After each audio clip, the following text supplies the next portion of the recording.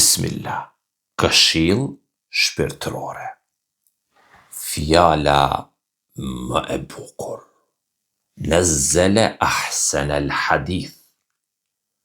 Allahu thot, Allahu e ka zbrit fjalën më të bukur. Kurani, fjala më e bukur që ka zbrit ndonjëherë në tokë.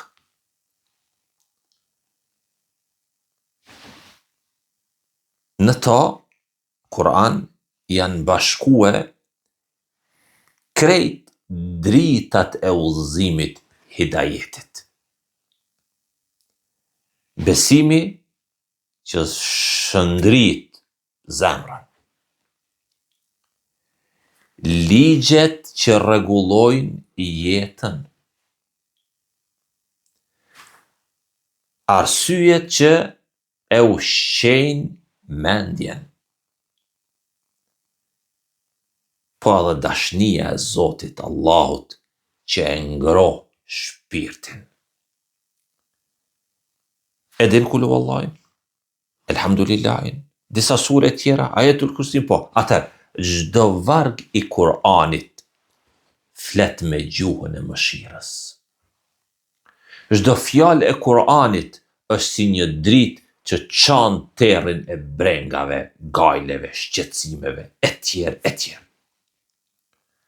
Kur e lexon Kur'anin me zemër, ndin sikur Zoti po të flet ty, po të ngushëllon ty, po të forcon, po t'i tregon rrugët e drejta. Kur'ani s'është veç me lexu, por për me jetu. Kur'ani mëson me dasht, me fal, me duru, e me përul Allahut Azza wa Jall. Kur'ani tregon se çdo vështirësi ka një dritë mbrapa saj. Kur'ani tregon se edhe çdo dhimbje ka një mëshirë që vjen, edhe me të vonume. Por vjen.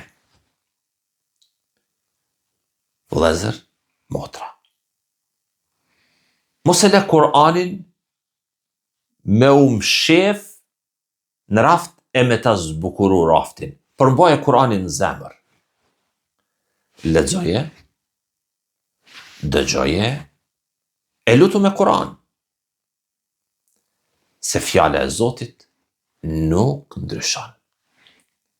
Fjala e Zotit, ajo shëron, udhëzon, mrekullon në çdo kohë, në çdo vend.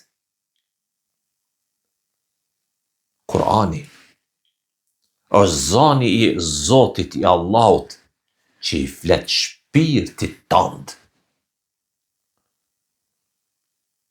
Mos e le pa ju përgjegjë.